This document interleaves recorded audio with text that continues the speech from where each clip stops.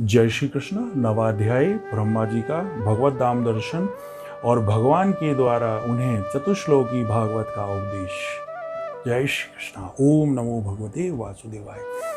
श्री सुखदेव जी ने कहा, परीक्षित, जैसे स्वप्न में देखे जाने वाले पदार्थों के साथ उसे देखने वाले का कोई संबंध नहीं होता, वैसे ही देहादि से अतीत अनुभव स्वरूप आत्मा का माया के बिना दृश्य पदार्थों के साथ कोई संबंध नहीं हो सकता। विविध रूप वाली माया के कारण वह विविध रूप वाला प्रतीत होता है और जब उसके गुणों में रम जाता है तब यह मैं हूँ, यह मेरा है, इस प्रकार मानने लगता है। किंतु जब यह गुणों की शुद्ध करने वाली काल और मोह उत्पन्न करने वाली माया इन दोनों से परे अपने अनंत स्वरूप में मोह रहित होकर रमण करने लगता है, आत्माराम हो जाता है, तब यह मैं और मेरा का भाव छोड़कर पूर्ण उदासीन गुणातीत हो जाता है। ब्रह्मा जी की निष्कपट तपस्या से प्रसन्न होकर भगवान ने उन्हें अपने स्वरूप का दर्शन कराया और आत्म तत्व का ज्ञान के लिए उन्हें परम सत्य परमार्थ वस्तु का उपदेश किया। वही बात मैं तुम्हें सुनाता हूँ। तीनों लोकों के परम गुरु आदिदेव ब्रह्मा जी अपने जन्म स्थान कमल पर बैठकर सृष्टि की इच्छा से विचार करने लगे, परंतु जिस ज्ञान दृष्टि की से सृष्टि का निर्माण हो सकता था और जो सृष्टि व्यापार के लिए वांछनीय है, वही दृष्टि उन्हें प्राप्त नहीं हुई। एक दिन वे यही चिंता कर रहे थे कि प्रलय के समुद्र में उन्होंने व्यंजनों के 16 और 21वें अक्षर तय तथा पै को तप तप यानी तप करो इस प्रकार 2 बार सुना। परीक्षित, महात्मा लोग इस तप को ही त्यागियों का धन मानते हैं। यह सुनकर ब्रह्मा जी ने वक्ता को देखने की इच्छा से चारों ओर देखा, परंतु वहां दूसरा कोई न दिखाई पड़ा। वह अपने कमल पर बैठे हुए और मुझे तप करने की प्रत्यक्ष आज्ञा मिली है ऐसा निश्चय कर और उसी में अपना हित समझकर उन्होंने अपने मन को तपस्या में लगा दिया। ब्रह्मा जी तपस्वियों में सबसे बड़े तपस्वी है, उनका ज्ञान अमोघ है।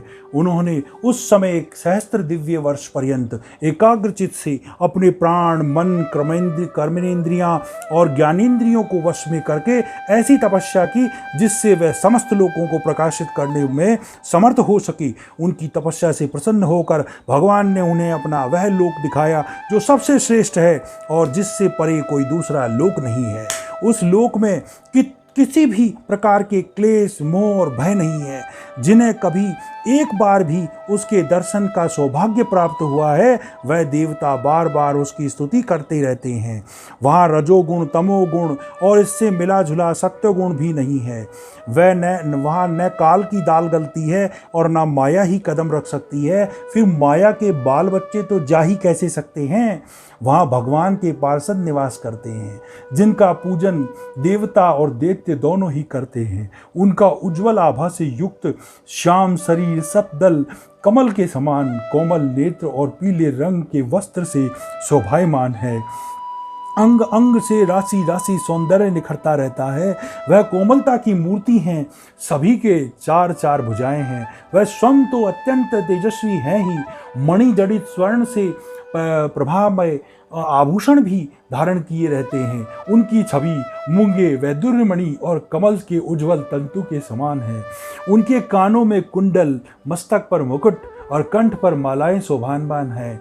जिस प्रकार आकाश बिजली रहित बादलों से शोभायमान रहता है, वैसे ही वह लोक मनोहर कामिनियों की कांति से युक्त महात्माओं के दिव्य तेजोमय विमानों से स्थान स्थान पर सुशोभित होता रहता है। उन वैकुंठ लोक में लक्ष्मी जी सुंदर रूप धारण करके अपनी विविध विभूतियों के द्वारा भगवान के चरणों की अनेक प्रकार से सेवा करती है। कभी कभी जब वह झूले पर बैठकर अपने प्रियतम भगवान की लीलाओं का गायन करने लगती है, तब उनके सौंदर्य और सुरभि से उन्मत्त होकर भोरे स्वयं लक्ष्मी जी के गुणगान करने लगते हैं। ब्रह्मा जी ने देखा कि उस दिव्य लोक में समस्त भक्तों के रक्षक लक्ष्मीपति, यज्ञपति और विश्वपति भगवान विराजमान हैं। सुनंद, नंद, प्रबल और अहर्ण आदि मुख्य मुख्य पार्षदगण उन प्रभु की सेवा कर रहे हैं। उनका मुख कमल प्रसाद मधुर मुस्कान से युक्त है। आंखों में लाल लाल डोरियां हैं। बहुत मोहक और मधुर चितवन है। ऐसी जान पड़ता है कि अभी अभी अपने प्रेमी भक्त को अपना सर्वस्व दे देंगे। सिर पर मुकुट, कानों में कुंडल, कंधे पर पीतांबर जगमगा रहा है। वक्ष स्थल पर एक सुनहरी रेखा के रूप में लक्ष्मी जी विराजमान है और उस सुंदर चार भुजाएं हैं। वह एक सर्वोत्तम और बहुमूल्य आसन पर विराजमान है। पुरुष प्रकृति, महतत्व, अहंकार, मन, 10 इंद्रियां, शब्दादि, 5 तन्मात्राएं और पंचभूत, ये 25 शक्तियां मूर्तिमान होकर उनके चारों ओर खड़ी है। समग्र ऐश्वर्य, धर्म, कीर्ति, ज्ञान, श्री और वैराग्य, इन 6 नित्य सिद्ध स्वरूप भूत शक्तियों से वे सर्वदा युक्त रहते हैं। उनके अतिरिक्त और भी यह नित्य रूप से निवास नहीं करती। वह सर्वेश्वर प्रभु अपने नित्य आनंद स्वरूप में ही नित्य निरंतर निमग्न रहते हैं। उनका दर्शन करते ही ब्रह्मा जी का हृदय आनंद के उद्रेक से लबालब भर गया। शरीर पुलकित हो उठा। नेत्रों से प्रमाश्रु छलक आए। ब्रह्मा जी ने भगवान के उन चरण कमलों में जो परमहंसों की निवृत्ति मार्ग से प्राप्त हो सकते हैं, सिर झुकाकर प्रणाम किया।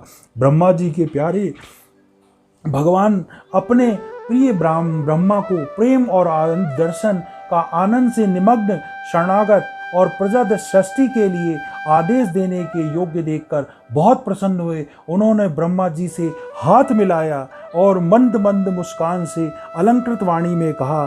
श्री भगवान ने कहा, ब्रह्मा जी, तुम्हारे हृदय में जो समस्त वेदों का ज्ञान विद्यमान है, तुमने सृष्टि रचना की इच्छा से चिरकाल तक तपस्या करके मुझे भली भांति संतुष्ट कर दिया है। मन में कपट रखकर योग साधन करने वाले मुझे कभी प्राप्त नहीं कर सकते। तुम्हारा कल्याण हो, तुम्हारी जो अभिलाषा हो वही वर मुझसे मांगो, क्योंकि मैं मुंह मांगी वस्तु देने में समर्थ हूँ। ब्रह्मा जी, जीव के समस्त कल्याणकारी साधनों का विश्राम पर्यवसान मेरे दर्शन में ही हो है। तुमने मुझे देखे बिना ही उस सूने जल में मेरी वाणी सुनकर इतनी घोर तपस्या की है। इसी से मेरी इच्छा से तुम्हें मेरे लोक का दर्शन हुआ है। तुम इस समय सृष्टि रचना का कर्म करने में वृष्टि व्यदि मूड हो रहे हो। इसी से मैंने तुम्हें तपस्या करने की आज्ञा दी थी, क्योंकि निष्पाप तपस्या मेरा हृदय है और मैं स्वयं तपस्या की आत्मा हूँ। मैं तपस्या से ही संसार की सृष्टि करता हूँ। तपस्या से ही धारण पोषण करता हूँ, फिर तपस्या से ही उसे अपने में लीन कर लेता हूँ। तपस्या ही मेरी दुर्लंघ शक्ति है। ब्रह्मा जी ने कहा, भगवान, आप समस्त प्राणियों के अंतःकरण में साक्षी रूप से विराजमान रहते हैं। आप अपने अप्रतिहत ज्ञान से हम यह जानते ही हैं कि मैं क्या करना चाहता हूँ। नाथ, आप कृपा करके मुझ याचक की मांग पूरी कीजिए कि मैं रूप रहित अपने सगुण और निर्गुण दोनों ही रूपों को जान सकूं। आप माया के स्वामी हैं। आपका संकल्प कभी व्यर्थ नहीं होता। जैसे मकड़ी अपने मुंह से जाला निकालकर उसमें क्रीड़ा करती है और फिर उसे अपने में लीन कर लेती है, वैसे ही आप अपनी माया का आश्रय लेकर इस विविध शक्ति संपन्न जगत की उत्पत्ति, पालन और संहार करने के लिए अपने आप को ही अनेक रूपों में बना देते हैं और क्रीड़ा करते हैं। इस प्रकार आप कैसे करते हैं, इस मर्म को मैं जान सकूं, ऐसा ज्ञान आप मुझे दीजिए। आप मुझ पर ऐसी कृपा कीजिए कि मैं सजग रहकर सावधानी से आपकी आज्ञा का पालन कर सकूं और सृष्टि की रचना करते समय कर्तापन आदि के अभिमान से न बन जाऊं।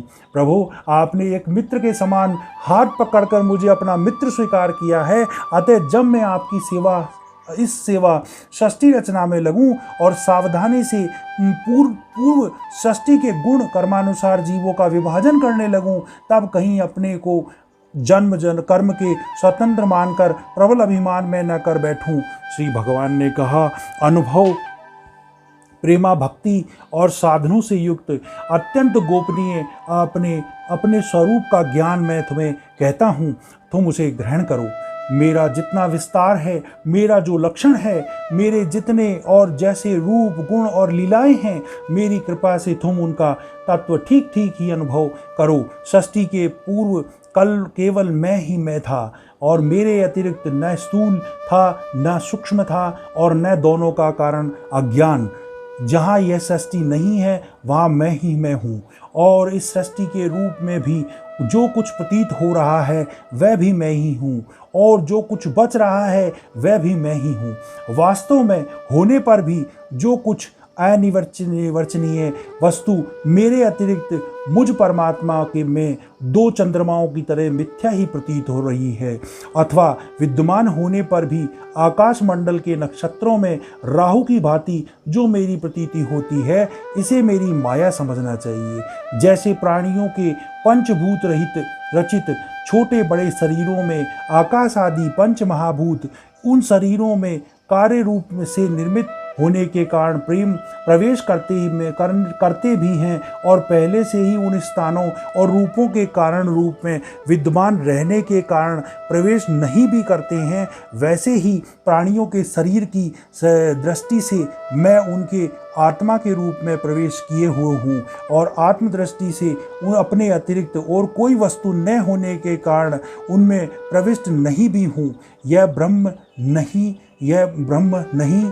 इस प्रकार निषेध की पद्धति से यह ब्रह्म है, यह ब्रह्म है, इस अन्वय की पद्धति से यही सिद्ध होता है कि सर्वातीत एवं सर्वस्वरूप भगवान ही सर्वदा और सर्वत्र स्थित है। वही वास्तविक तत्व है। जो आत्मा अथवा परमात्मा का तत्व जानना चाहते हैं उन्हें केवल इतना ही जानने की आवश्यकता है, ब्रह्मा जी तुम अविचल समाधि के द्वारा मेरे इस सिद्धांत में पूर्ण निष्ठा कर लो। इसमें तुम्हें कल्प कल्प में विविध प्रकार की सृष्टि रचना करते हुए रहने पर भी मोह नहीं होगा। श्री सुखदेव जी कहते हैं, लोक पितामह ब्रह्मा जी को इस प्रकार उपदेश देकर अजन्मा भगवान ने उन्हें देखते ही देखते अपने उस रूप को छिपा लिया। जब सर्वभूत स्वरूप ब्रह्मा जी ने देखा कि भगवान ने अपने इंद्रिय गोचर स्वरूप को हमारे नेत्रों के सामने से हटा लिया है, तब उन्होंने अंजलि बांधकर उन्हें प्रणाम किया और पहले कल्प में जैसे सृष्टि थी और उसी रूप में उस विश्व की रचना की। एक बार धर्मपति प्रजापति ब्रह्मा जी ने सारी जनता का कल्याण हो इस प्रकार अपनी सर्वार्थ की पूर्ति के लिए विधि पूर्वक यम नियमों को धारण किया। उस समय उनके पुत्रों में सबसे प्रिय अधिक परम भक्त देवर्षि नारद ने मायापति भगवान की माया का तत्व जानने की इच्छा से बड़े संयम, विनय और सौम्यता से अनुगत होकर उनकी सेवा की और उन्होंने अपनी सेवा से ब्रह्मा जी को बहुत संतुष्ट कर लिया। परीक्षित, जब देवर्षि नारद ने देखा कि मेरे लोक पिताजी मुझ पर प्रसन्न हैं, तब उन्होंने उनसे यही प्रश्न किया जो तुम मुझसे आज कर रहे हो। उन्होंने प्रश्न से ब्रह्मा जी और भी प्रसन्न हुए। फिर उन्होंने यह दक्ष लक्षण वाला भगवत पुराण अपने पुत्र नारद जी को सुनाया, जिसका स्वयं भगवान ने उन्हें उपदेश किया था। परीक्षित, जिस समय मेरे परम तेजस्वी पिता सरस्वती के तट पर बैठकर परमात्मा के ध्यान में मग्न थे, उसी समय देवर्षि नारद ने वही भागवत उन्हें सुनाया। तुमने मुझसे जो प्रश्न किया था कि विराट पुरुष से इस जगत की उत्पत्ति कैसे हुई तथा दूसरे भी बहुत से प्रश्न किए थे, उन सब का उत्तर मैं उसी भगवत स्वरूप के रूप में देता हूँ। बोलो भगवान श्री कृष्ण की जय। नवा अध्याय समाप्त। ओम नमो भगवते वासुदेव।